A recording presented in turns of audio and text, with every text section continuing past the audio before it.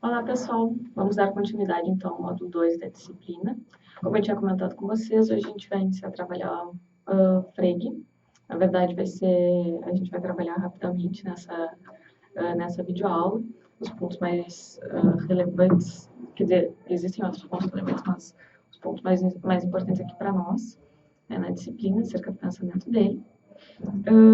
E para depois nós entrarmos no pensamento do Wittgenstein. Certo?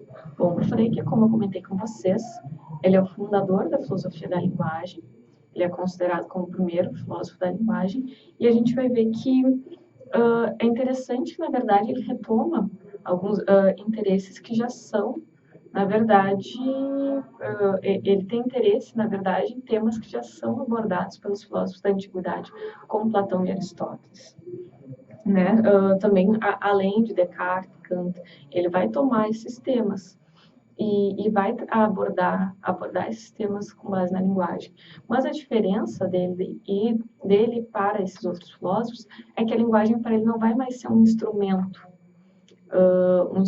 para questionar outros problemas, mas sim vai ser um objeto de estudos. Então, essa é a diferença. A gente não pode dizer que ele é totalmente novo no sentido da abordagem dos temas, mas o modo como ele aborda esses temas que configura a realidade, que configura, na verdade, a filosofia da linguagem, que faz com que ela surja nesse sentido, certo? Bom, então, uma das coisas mais importantes que a gente vê aqui no pensamento dele é que ele vai dizer que a gente não que a gente só pode pensar, né, na realidade através da linguagem, né, e que as línguas naturais, embora elas sejam as línguas naturais, ou seja, as línguas que nós utilizamos para nossa fala, né, em contraposição a línguas artificiais, que são línguas criadas pelo homem, como linguagem de programação ou tentativas de criação de outras línguas, ou, por exemplo, as linguagens artificiais aqui da própria lógica, por exemplo, ele diz que as línguas naturais, então, elas são instrumentos necessários de exposição para nós nos comunicarmos, mas elas são sujeitas a ambiguidades, a vagueza, a certos problemas, né, como esses de ambiguidade e vagueza, que fazem com que elas não sejam tão confiáveis para comunicar conhecimento acerca da realidade. Certo? Então, a partir dessa perspectiva que se desenvolve, que ele vai criar uma linguagem artificial justamente para tentar eliminar esses problemas que são advindos da linguagem das línguas naturais. Então, a partir daí que ele vai desenvolver a lógica nesse sentido, né?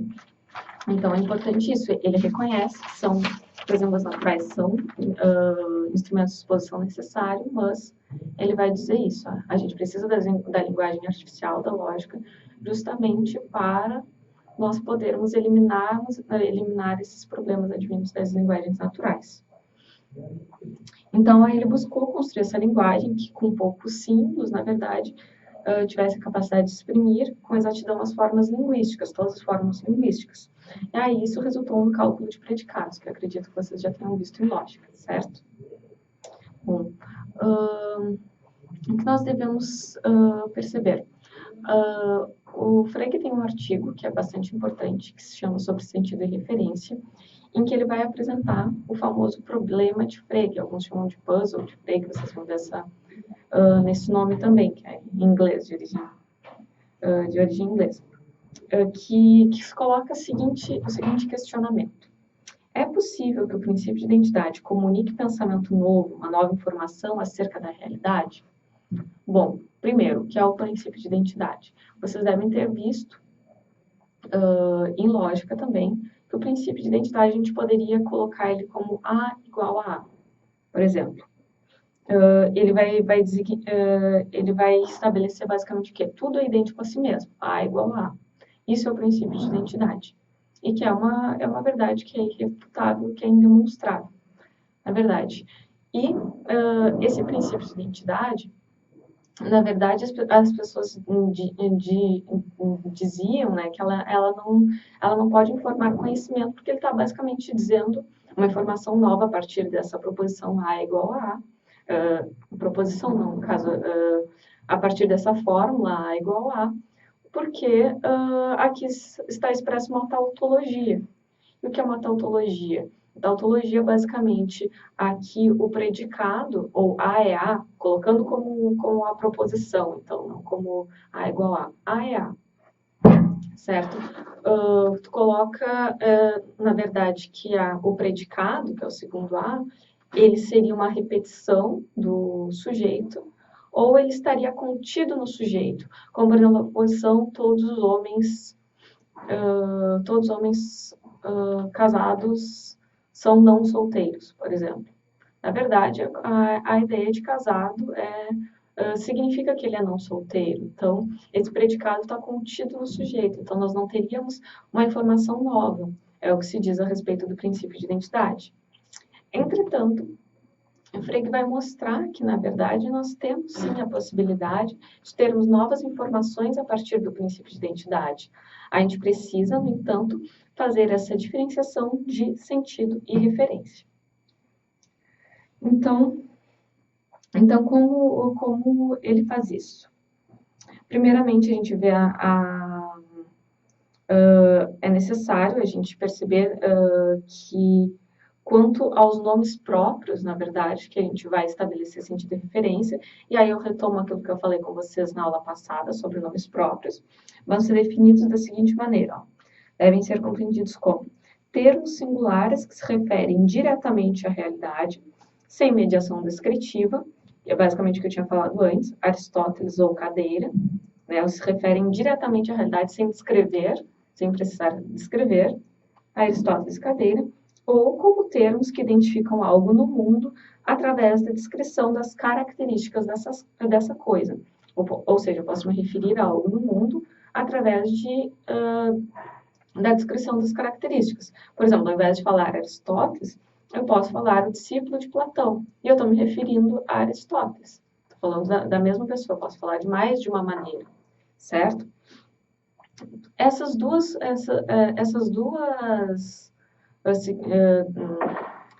definições se referem a nomes próprios. Então, a gente vê aqui, novamente, que nomes próprios não se referem ao que a gente entende ordinariamente como nomes próprios. Isso é bem importante a gente notar. E essa segunda designação de nomes próprios, embora a gente não vá estudar ele, é o que o Russell vai chamar de descrições definidas, certo? Bom, então a gente observa a seguinte afirmação. A estrela da manhã é a estrela da tarde, certo? Visualizem essa proposição. A estrela da manhã é a estrela da tarde. Então, quanto a essa sentença, a gente tem que ter em mente que os termos estrela da manhã e estrela da tarde possuem referência à mesma coisa, eles têm a mesma referência, qual seja o planeta Vênus. Na verdade, em alguns lugares do mundo, se chama o planeta Vênus, quando se vê de estrela da manhã, no período da manhã, em alguns outros lugares onde aparece a tarde, se chama de estrela da tarde. Mas, na verdade, esses dois nomes referem ao mesmo objeto, que é o planeta, certo? Bom, então a gente percebe aqui que há uma mesma referência. Há uma referência diferente quando... há uma mesma referência quando a gente aplica esses nomes diferentes, certo? Então, o que a gente diz que há de diferente aqui, na verdade, é o sentido que nós damos para esses nomes. Esses nomes possuem sentidos diferentes. E eles possuem sentidos diferentes por quê? Porque há uma diversidade de manifestação em cada um desses termos, ou seja, esse objeto se manifesta de modo diferente. Ele se manifesta para algumas pessoas como estrela da manhã, em algum lugar, em determinado lugar, em outro lugar ele se manifesta enquanto estrela da tarde. E essa é a noção de sentido aqui, haver a diversidade, essa diversidade de manifestação demonstra um sentido diferente. Certo? Então, esse objeto vai se manifestar diferentemente, portanto, com sentido diferente. Certo? Então, A gente tem, novamente, referência ao mesmo objeto, mas sentidos diferentes. Bom, então, a gente vê, na verdade, aqui através dessa proposição, como que essa frase, como que essa proposição vai expressar uma nova informação. Para algumas pessoas que possam ver Vênus de manhã e chamá-la de estrela da manhã, elas podem muito bem não saber que em outro lugar do mundo as pessoas vêm à tarde e chamam de estrela da tarde. Ela pode não saber que a estrela da manhã é a estrela da tarde. Embora haja referência ao mesmo objeto, ela pode desconhecer que há, e na verdade ela pode nem saber que há que estrela da tarde se refere à mesma coisa e possuindo apenas sentido diferente. Então, para uma pessoa que não conhece esse sentido diferente, há uma nova informação. E se a gente se nós virmos basicamente que estrela da manhã e estrela da tarde, a referência é ao mesmo objeto, a gente pode dizer que A é A. No sentido de se a gente diz que esse objeto é esse objeto. A é A. Então a gente tem aí o princípio de identidade, só que a gente tem uma nova informação, porque, apesar da mesma referência, o sentido que se dá para ela é diverso. Então, essa é a maneira como o Frege demonstra que o princípio de identidade pode nos prover informações novas acerca da realidade. Certo? Bom, um ponto importante aqui no pensamento do Frege é a noção de pensamento que ele possui. A gente vai entender agora melhor, uma noção um pouquinho complexa, mas é bastante importante no pensamento dele. Ele vai dizer o seguinte: toda frase contém um pensamento, isto é, um conteúdo proposicional. Aí, quando numa frase nós mudamos o pensamento, ou seja, um nome contido na proposição, mas mantemos o seu referente, o seu objeto, mudamos o sentido da proposição. Aí, por essa razão, o Frege vai afirmar que pensamento é sentido. Ele vai identificar pensamento com sentido. Bom, a gente estava falando que há uma diferença no sentido, mas nós temos a mesma referência. Ele vai dizer, então, que quando nós mudamos um pensamento na linguagem, um pensamento de uma proposição, o conteúdo proposicional dela, mas a gente mantém a mesma referência, o que a gente vai mudar é o sentido dela. E quando a gente muda o sentido, a gente muda... Quando a gente muda o pensamento, a gente muda o sentido, e por isso que pensamento é sentido. Ele vai fazer essa identificação. Bom, é interessante a gente ver que pensamento para ele tem um significado bem diferente do que a gente compreende normalmente. E a gente vê aqui, na verdade, ele defende uma posição um posicionamento um pouco diferente, estranho para nós, acerca de pensamento que é até platônico, né? Porque que ele diz que, então, primeiro, no ato de pensar, o ato de pensar vai se expressar em proposição, e ele vai dizer que, então, o pensamento não é um elemento corrente da consciência, por se expressar por meio de proposição, mas, ou seja, não vai pertencer ao conteúdo da consciência, né? Ele não vai ser subjetivo, como ele é uma proposição e ele tem aquelas propriedades que eu estava falando para vocês até na aula passada, que a proposição ela tem uma estrutura necessária para que ela possa ser proposição, né? Então, ele vai dizer que ela necessita necessariamente dessa estrutura para ser proposição. Então, ele vai dizer que, na verdade, né, que como, então, o pensamento vai se expressar por proposição, o pensamento não vai ser subjetivo. Ele não vai ser subjetivo, ou seja, dependente de cada indivíduo. Então, na verdade, o pensamento será objetivo, enquanto suas representações que são subjetivas.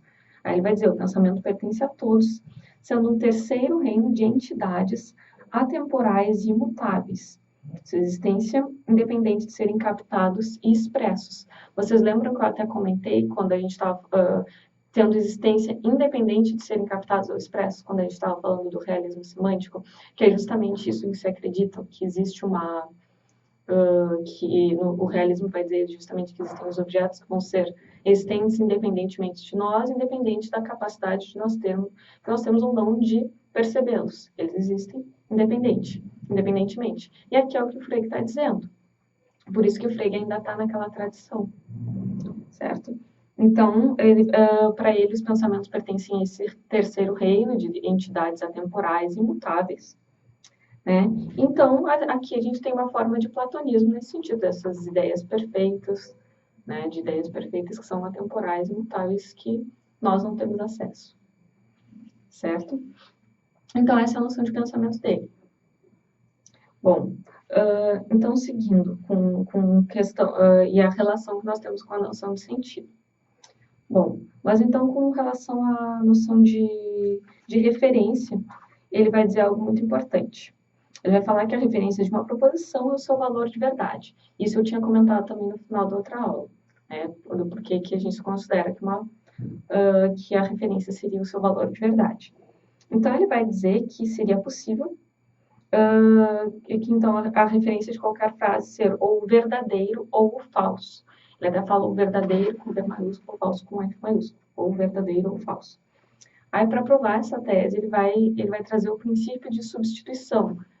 Que tese que eu estou falando? Essa tese de que a referência é o valor de verdade. Então, como é o princípio de substituição? O que ele vai dizer? Então, tendo em mente que a referência é o que permanece numa proposição, quando nós fazemos mudanças que alteram o sentido, quando a gente faz essa mudança, o que vai permanecer é um valor de verdade. Por exemplo, a gente tem aqui, visualizem as proposições. Sócrates é o homem mais sábio do mundo. A primeira proposição. Nós temos dois nomes aqui, dois nomes próprios, como a gente viu. Sócrates e o homem mais sábio do mundo, certo? Temos dois nomes próprios, certo? E depois nós temos a segunda proposição. Um mestre de Platão é o homem mais sábio do mundo. Aqui, nessa segunda proposição, a gente substitui Sócrates por o mestre de Platão. A gente tem sentidos diferentes quando a gente fala Sócrates e quando a gente fala o mestre de Platão, mas a gente tem referência ao mesmo ser, que é o ser de Sócrates, da pessoa. Quando a gente fala Sócrates, a gente pensa diretamente no filósofo. Quando a gente fala o mestre de Platão, a gente vai pensar no filósofo Sócrates, mas enquanto mestre de Platão, a gente vai estar pensando nele como possuindo essa característica de ser mestre de Platão. Ou seja, nós estamos ainda nos referindo ao mesmo ser, mas nós estamos mudando o sentido. E o que o Frege diz aqui é que quando a gente mantém a referência, que é o que acontece aqui no caso, Sócrates, mestre de Platão, mesma referência, mas muda o sentido, o que deve permanecer de igual nos dois casos é o valor de verdade. Então, vejamos aqui, Sócrates é o homem mais sábio do mundo. Segundo o oráculo, ele era o homem mais sábio do mundo, então verdadeiro, certo? Aí depois a segunda proposição, o mestre de Platão é o homem mais sábio do mundo. Também verdadeiro, porque se a gente está falando da mesma pessoa, se a primeira é verdadeira, a segunda é verdadeira. Então, que permanece de idêntico ao valor de verdade. E é isso que ele vai utilizar para mostrar, na verdade, que a referência não é a realidade, a referência de uma proposição não é a realidade do mundo, mas o valor de verdade, como nós tínhamos conversado na última aula, certo? Então, a gente tem a questão de que, se o valor de verdade de uma proposição vai ser a referência, todas as frases verdadeiras, assim como todas as frases falsas, vão possuir a mesma referência, né? O que vai eliminar, de certo modo, a ideia de singularidade de cada frase. Bom, a gente pode dizer que existem objeções ao princípio da substituição, e o próprio Frege vai admitir isso, ele vai ver. Ele reconhece que vai ter casos em que a gente vai mudar o sentido do nome e manter a referência, mas o valor de verdade vai mudar. Né? E ele vai trabalhar esses casos, mas ele vai reconhecer isso. Mas, na verdade, a gente vê que ele continua, né, ele é um autor brilhante, essa sacada da diferença de sentido e referência é muito interessante para nós pensarmos no princípio de identidade, a ideia de trazer uma nova informação a partir de algo que se acreditava que não se tinha. Né? Então, ele continua sendo um filósofo brilhante nesse sentido. E se mantém naquela tradição daquilo que a gente já vinha estudando. Né? Eu gostaria de compartilhar com vocês uma curiosidade que me veio que me veio à cabeça esses dias, essa semana, né, quando eu estava tendo aula de sintaxe aqui no curso de letras, que diz respeito ao pensamento do Frege, essa noção de diferença entre sentido e referência. Nós estávamos estudando o aposto na língua. O aposto, eu até trago aqui uma definição, diz que é um termo que se junta ao outro termo de valor substantivo ou pronominal, ou seja, eles se juntam, eles se referem ou a um substantivo ou a um pronome, para explicá-lo ou especificá-lo melhor. A gente usa muito isso na língua. Geralmente vem separado dos demais termos da oração por vírgula, 2 pontos ou travessão. Por exemplo, eu coloco aqui uma frase: Mariana, professora de Pedro, já saiu da escola. Esse professora de Pedro vai estar entre vírgulas, né? Vai estar sendo uma explicação desse sujeito, que é Mariana. Né? A gente utiliza muito isso para explicar. Isso aqui serve na língua para quando nós pensamos que o nosso leitor pode não ter a informação acerca daquele sujeito do qual nós estamos falando. Se eu estivesse numa conversa com alguém e falasse: Mariana, eu saí da escola, a pessoa pode não saber que é a Mariana. Eu digo: professora de Pedro. Ela vai saber. Então, ela já tem essa informação. A gente usa na oralidade e também na escrita. Mas o que eu gostaria de compartilhar com vocês é que eu vi que, na verdade, a maior parte dos casos, quando a gente utiliza o aposto, a gente está mantendo o mesmo referente do sujeito, mas a gente está mudando o sentido. É basicamente isso. Aqui, no caso, a professora de Pedro está se referindo a quem? A Mariana. Assim como aqui o sujeito Mariana está se referindo a Mariana. Mas o que a gente está fazendo? Mudando o sentido. Por quê? A Mariana, esse sujeito pode ser visto, percebido diante de diversas perspectivas nessa vida. Ela pode ser a professora do Pedro, ela pode ser a mãe do Carlos, ela pode ser a esposa de alguém, ela pode ser simplesmente professora, ela pode ser vista de diversas perspectivas. E sempre que a gente fala de uma perspectiva diferente acerca daquele ser, a gente muda o sentido, mas a gente mantém a referência. Todas essas maneiras, como eu me referi a ela, podem ser, são sentidos diferentes que eu dou quando eu falo, mas se referem ao mesmo ser. Então, quando a gente usa o aposto, a gente tem essa ideia aqui de mudança de sentido, mas referência ao mesmo ser. Foi só algo que me veio quando eu estava estudando, eu achei interessante, eu pensei, mencionar com eles, para eles terem uma visão um pouquinho mais clara de onde encontrar isso na realidade mesmo, assim. De onde nós podemos ver essa identificação. Certo? Bom, pessoal, eu espero que tenha sido clara a minha aula. Qualquer coisa vocês podem entrar em contato comigo, vocês já sabem, sempre comento. E desejo uma boa semana de estudos para vocês, certo? Abração e até mais.